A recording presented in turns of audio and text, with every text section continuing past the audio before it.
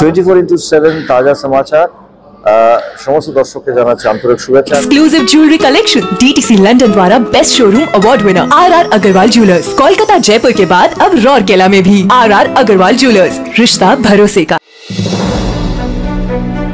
कविता कक्षपथ साहित्य पत्रिका ने लॉन्च की अपनी वार्षिक पत्रिका आलोर बेनू। इस पत्रिका को हाल ही में महानगर स्थित सुजाता सदन में आयोजित एक कार्यक्रम के दौरान लॉन्च किया गया।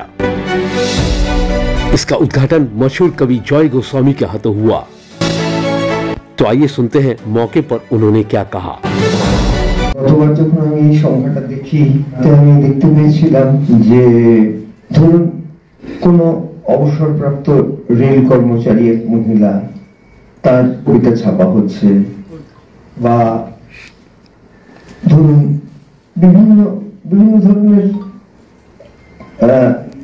ধরুন চা বাগানে ভারপ্রাপ্ত ম্যানেজারের কাজে নিযুক্ত 18 বছর ধরে কাজ করছেন, তার কবিতা ছাপা হচ্ছে। অর্থাৎ যাদের কথা যারা বিভিন্ন পেশায় রয়েছেন এবং লুকিয়ে লুকিয়ে লেখেন আপন মনে, আমাদের মতো জনপরিচিতি পাননি, তাদের লেখা ছাপা হচ্ছে। এটা একটা খুব বড় কাজ। আপন মনে মানুষ মনের কথা লিখছে, সেটাকে গুছিয়ে সংগ্রহ করে তাদের কাছ থেকে নিয়ে তাদের আলোর সামনে এনে ধরা খুব শ্রদ্ধার কাজ। আমি নিজে জীবনে এর কাজ করতে পারিনি, আপনারা যে কাজ করছেন আমি যে কাজ করতে পারিনি। তবে আপনারা আমাকে কবি বললেন, আমি এখানে বসে যখন ঘোষণা হয়ে গেছে যে আমাকে বলতে হবে কিছু, ঠিক সেই সময় আমি একটা মেসেজ পেলাম। মেসেজটা আমার পক্ষে এত আঘাতদায়ী যে আমাকে একটা সময় লাগলো নিজেকে গুছিয়ে নিয়ে আপনাদের সামনে কথা বলতে আসতে। আমি হয়তো কবি হিসেবে একটা জনপরিচিতি পেয়েছি, তার কারণ আমি সংবাদপত্রে কাজ করেছি। আমি আনন্দবাজার পত্রিকায়, দেশ পত্রিকায় 16 বছর কাজ করেছি, সংবাদ প্রতিদিন পত্রিকায় 12 বছর কাজ করেছি। এর ফলে আমার একটা জনপরিচিতি হয়েছে। পত্রিকায় কাজ করলে পত্রিকায় ছবি বেরোয়, লেখা বেরোয়, মানুষের সঙ্গে জনপরিচিতি হয়। কিন্তু ধরুন যিনি একজন অবসরপ্রাপ্ত রেল কর্মচারী, তার তো কোনো এরকম ভাবে জনপরিচিতি হওয়ার সুযোগ নেই। তাকে ডেকে এনে তার লেখা ছাপানো, এটা খুব বড় কাজ। আমি একটা কথা বলি, সেটা হলো যে আপনারা আমাকে কবি বলে বারবার সম্বোধন করছিলেন এখানে। আমি একজন কবি, এ কথাটা আপনারা বলছিলেন, কবি বর বলছিলেন, কবি এসেছেন আমাদের সামনে, আপনারা আমার সৈনিক ছিলেন। আমি আসলে এসব জিনিসের যোগ্য নই। আমার ব্যক্তিগত জীবন এত বেশি অপমানিত যেটা আপনারা ধারণাও করতে পারবেন না। আরেকটা কথা বলি, বনপর্বে মহাভারতে ঋষি যখন যুধিষ্ঠিরকে অগ্নির সঙ্গে আলাপ করিয়ে দিচ্ছেন, পরিচয় করিয়ে দিচ্ছেন, তখন ঋষি কি বলছেন? বলছেন যে অগ্নির আশ্রম রক্ষা করেন তার নাম বৈশ্বানর, যে অগ্নি অরণ্যকে দাহন করেন তার নাম বারোয়ানল।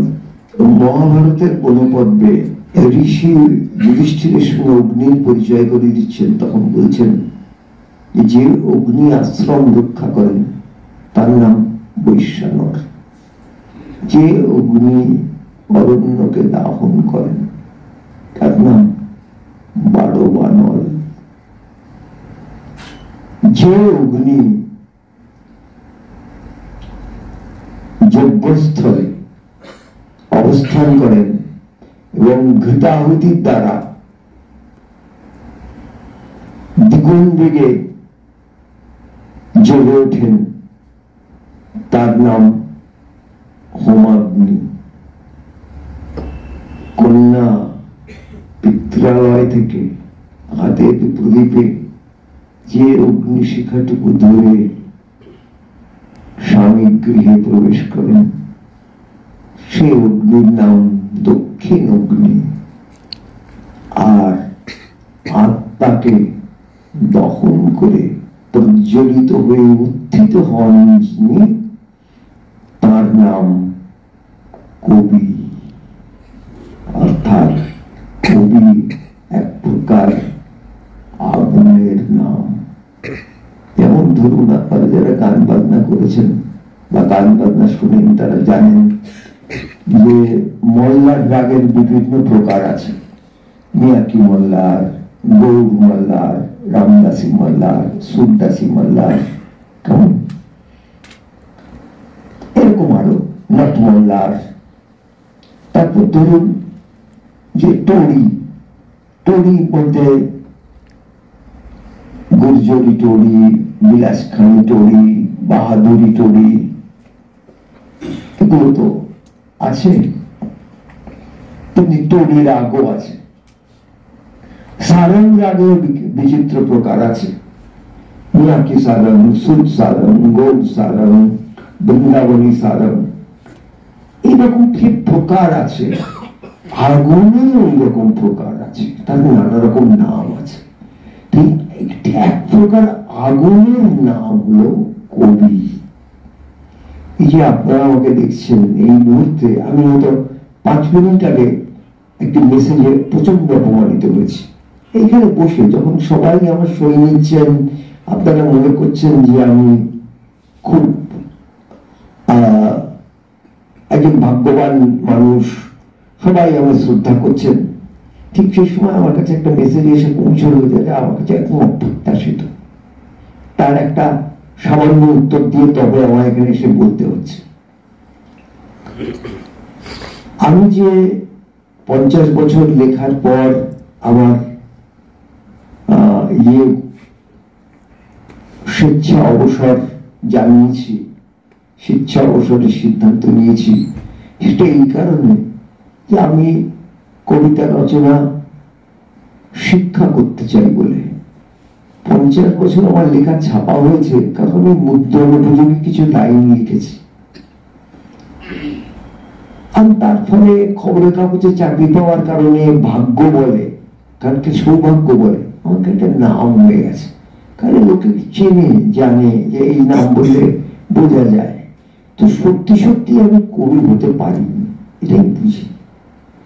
আপনাদের কাছে এসেছি এই কারণে যে আপনারা অন্য পেশায়, আমি লেখার পেশাতেই সারা জীবন ছিল। আমি যে সংসার চালিয়েছি, লিখে সংসার চালিয়েছি। মানে আমি যে কাজ করেছি, চাকরি করেছি, তার লেখার চাকরি। তাতে বিভিন্ন বিষয়ে লেখা লিখতে হতো। তো আপনারা কেউ লেখার চাকরি করেন না, আপনারা অন্য পেশায় আছেন। তা সত্ত্বেও আপনারা লেখার জন্য সময় বার করেন এবং আপনারা লিখতে বসেন এবং লেখেন। লিখে কেউ বই প্রকাশ করেন, কেউ অন্যদের লেখা সংগ্রহ করে পত্রিকা প্রকাশ করেন। এই কাজ অনেক শক্ত কাজ। আমি যেখানে চাকরি করেছি সেখানে আমাকে বলেছে তুমি চাকরিতে যেমন যিনি শিক্ষকতা করেন বা অধ্যাপনা করেন তাকে ক্লাসে যেতে হয়, বা যদি পরীক্ষা পড়ে তাহলে তাকে ইনভিজিলেশন দিতে হয়, তার গার্ডের ডিউটি পড়ে যে আমার পরীক্ষা হচ্ছে, পরীক্ষায় গার্ড দিতে হবে।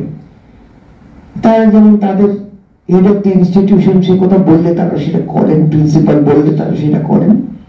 আমাকে সম্পাদক যখন বলেছেন যে লিখতে হবে, তখন আমি লিখেছি। এইভাবে আমার মেয়েকে আমি বড় করেছি, মানে বয়প্রাপ্ত করেছি, আমার সংসার চালিয়েছি। এই করতে করতে আমার 70 বছর বয়স হয়েছে এবং এখন আমি মনে করেছি আমার স্বেচ্ছা অবসর নিয়ে এবার লেখাটা শেখার চেষ্টা করা উচিত। আসল মানুষটা হলাম আমি, এই একটা অত্যন্ত সাধারণ, যে কোনো মানুষ তাকে অপমান করতে পারে এবং যে সে একটা খুবই সাধারণ একজন মানুষ। আপনাদের কাছে যখন আমি একদিক থেকে এত শ্রদ্ধা সম্মান পাচ্ছি, অন্য আরেকটি জায়গা থেকে তখন আমি অপমানও পাচ্ছি। এইভাবে আমি বিধাতায় বিশ্বাস করি, ঈশ্বরে বিশ্বাস করি, আমাকে একটা ভারসাম্যের মধ্যে রেখেছেন। আমাকে কখনো এটা বুঝতে দেননি যে তুমি অনেক বড় হয়ে গেছো, তুমি অনেক কিছু পারো, মানুষ তোমাকে বলছে বলেই তুমি যেখানে নিজেকে অনেক ওপরে ভাবতে পারো না। কেমন? তা আমার বক্তব্য হচ্ছে আপনাদের কাছে এই যে আপনারা আমাকে পরপর দুবার ডাকলেন, আপনারা যে কাজ করেছেন সে কাজ কিন্তু আমি করিনি। আমি অন্য পেশায় যুক্ত থেকে আমার জীবিকা নির্বাহর কাজ করে, আমার সংসার, আমার সন্তান প্রতিপালন করে আমি আলাদা সময় বার করে লিখেছি, এবং সেই লিখে সেই লেখা আরো কয়েকজন লেখা সব একত্র করে সবার সামনে তুলে ধরবার চেষ্টা করেছি। এই রকম মহৎ কাজ আমি করিনি। এই কবিতার কক্ষপথে যে কবিতাগুলি বেরোচ্ছে বা যেসব লেখা বেরোচ্ছে তাদের মান কেমন, তারা কেমন কবি তার ভবিষ্যৎ নির্ধারণ করবে।